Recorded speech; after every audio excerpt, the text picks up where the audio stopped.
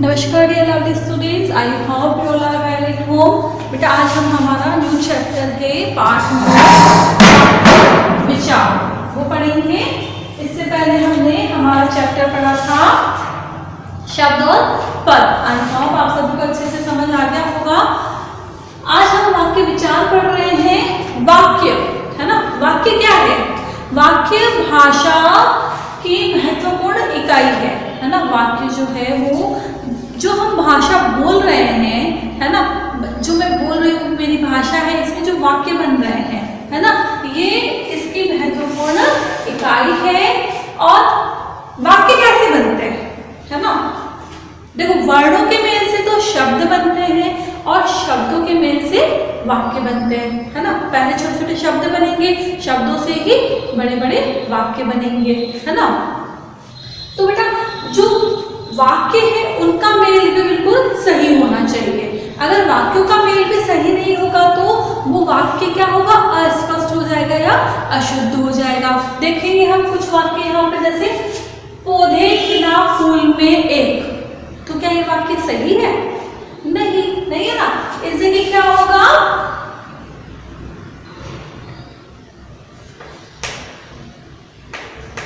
पौधे में एक फूल खिला, है ना। अब ये जब मैं बोल रही हूं तो ये क्या है? सही है। ये पढ़ने में लिखने में दोनों तरीके से ये वाक्य सही है। इसी तरीके से घर सुंदर है बहुत हमारा, तो ये भी उल्टा पुल्टा है, सही वाक्य नहीं है। इसमें भी क्या होगा? हमारा घर बहुत सुंदर है। ओके, हमारा घर बहुत सुंदर है, तो ये वाक्य क्या हो गया? ये वाक्य सही हो गया, है ना। तो शब्दों के व्यवस्थित व सार्थक समूह को वाक्य कहते हैं, है ना। ऊपर वाली जो लाइन है इसमें जो शब्द है ये व्यवस्थित नहीं थे, सॉरी इस वाली लाइन में ये शब्द व्यवस्थित नहीं थे, तो हमने इसे व्यवस्थित क्रम में जमा कर इस वाक्य को सही बनाया। इसी तरीके से इसमें भी ये व्यवस्थित नहीं थे, तो हमने इन्हें व्यवस्थित करके इन्हें सार्थक बनाया, है ना। तो बेटा इसी तरीके से हम देखेंगे कि वाक्य कहाँ पे क्या यूज में आते हैं और किस तरीके से हमें वाक्य को बनाना है, किस तरीके से हमें वाक्य को लिखना है। आप अपने बुक का पेज नंबर 51 ओपन करेंगे। मैं आपको बुक से पूरा ये एक्सप्लेन कर रही हूँ, आप वहाँ पर ध्यान रखेंगे जहाँ पर बुक में मैं पढ़ रही हूँ, पेज नंबर 51। देखेंगे बेटा, जिस तरह से ईंटों से दीवार बनती है और दीवार से कमरे बनते हैं, है ना, उसी तरह शब्दों से क्या बनते हैं? पद बनते हैं और पदों से वाक्य बनते हैं। ठीक है, तो अब हम आगे कुछ वाक्य देखेंगे कि वाक्यों की रचना कैसे होती है। ठीक है, शुद्ध वाक्य नंबर 1 है हमारा शुद्ध वाक्य। अपनी बात दूसरों को भली भांति समझाने के लिए वाक्य का शुद्ध होना अति आवश्यक है ना बेटा। अगर वाक्य ही शुद्ध नहीं होगा तो हम हमारी बात दूसरों को कैसे समझा पाएंगे? नहीं समझा पाएंगे, है ना। तो वाक्यों में शब्दों का क्रम सही होना चाहिए, है ना। जो हम वाक्य बोल रहे हैं उसमें जो शब्द हैं उनका क्रम भी सही होना चाहिए। अगर क्रम सही नहीं होगा तो भी उस बात को अच्छे से समझा नहीं जाएगा। शब्दों का क्रम सही न होने पर प्रायः वाक्य का अर्थ ही बदल जाता है। सही है ना। अगर शब्द ही सही नहीं होंगे तो जो वाक्य हम बोलना चाह रहे हैं, जो हम समझाना चाह रहे हैं, वो अगला कैसे समझेगा? क्योंकि उसका अर्थ ही बदल जाएगा। वाक्य में कर्ता और क्रिया के लिंग तथा वचन भी समान होने चाहिए, है ना। इस पाठ में हम वाक्य में होने वाली उन अशुद्धियों की चर्चा करेंगे जो प्रायः हो जाया करती है ना। देखो, शुद्ध वाक्य के लिए निम्न बातों का ध्यान रखें। वाक्य में कर्ता और क्रिया के लिंग समान होने चाहिए, है ना। जो कर्ता है और जो क्रिया है उनके लिंग समान होना चाहिए। जैसे कि कर्ता है मैं, कर्म है खाना, क्रिया है खा रहा हूँ या खा रही हूँ। इसी तरीके से वह किताब पढ़ेगा या पढ़ेगी। पिताजी शतरंज खेलते हैं। ठीक है ना। इसमें देखो जो कर्ता है, क्रिया है और उनका जो लिंग है, ये तीनों ही चीजें इसमें समान है। इस वाक्य में तीसरा वाक्य देखो, इसमें यदि खेलती है क्रिया प्रयुक्त होती तो वाक्य अशुद्ध हो जाता है ना। जैसे कि पिताजी शतरंज खेलती है ना। पिताजी शतरंज खेलते हैं की जगह अगर खेलती है हो जाता तो क्या होता, वाक्य अशुद्ध हो जाता। क्यों? क्योंकि इसमें लिंग चेंज हो गया है।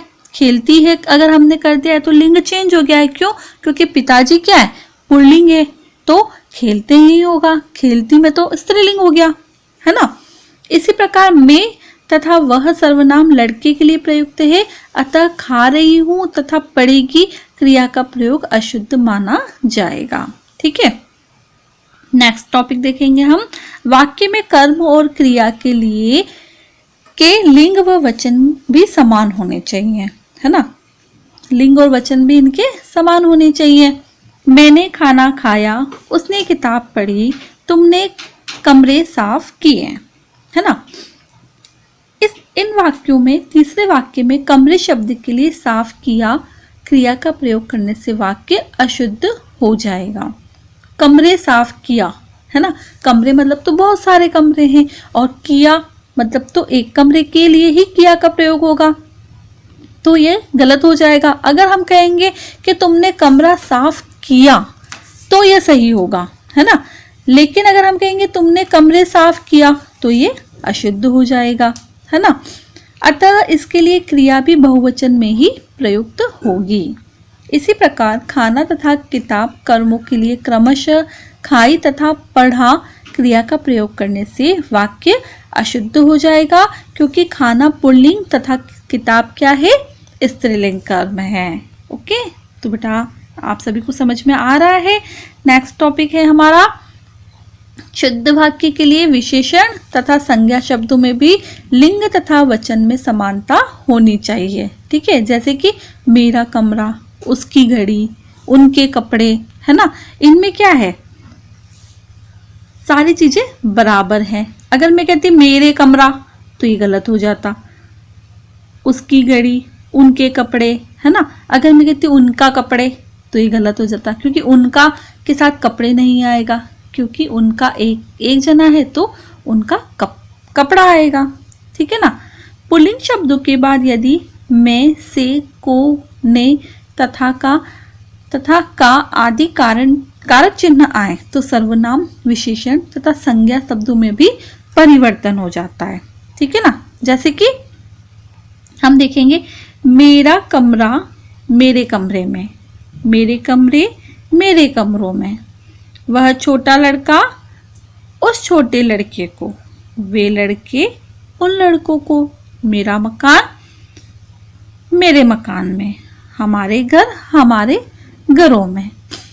यह ध्यान रखें कि एक वचन स्त्रीलिंग शब्दों में ऐसा नहीं होता है ना। जैसे मेरी कक्षा मेरी कक्षा में। ठीक है। अब कुछ ऐसे वाक्य देखें जिन्हें प्रायः अशुद्ध लिख दिया जाता है। उनको ध्यानपूर्वक देखकर तथा पढ़कर अशुद्धियां दूर की जा सकती है। अब कई बार होता है कि जनरल वे में मैंने जाना है, हम बोल देते हैं मैंने जाना है, लेकिन ये क्या होता है, ये शुद्ध नहीं होता है। मुझे जाना है ये सही है, क्योंकि मैं जा रही हूं तो मुझे का प्रयोग होगा ना। मैंने जाना है तो गलत हो जाएगा। इसी तरह उसका प्राण बच गया है ना, तो ये अशुद्ध है। क्या होगा, उसके प्राण बच गए। फसल नाश हो गई है ना, तो क्या होगा, फसल नष्ट हो गई। इसमें ये जो सारे शब्द, ये जो सारे वाक्य हैं ये अशुद्ध हैं और ये सारे शुद्ध वाक्य हैं। तो हमें वाक्यों को हमेशा शुद्ध उच्चारण करना चाहिए, शुद्ध बोलना चाहिए। ठीक है बेटा, तो आई होप यहाँ तक आप सभी को अच्छे से समझ आ गया होगा। एक बार आप इस चैप्टर को अच्छे से रीड करिएगा और अच्छे से आप इसे समझ जाएंगे। Thank you and have a nice day.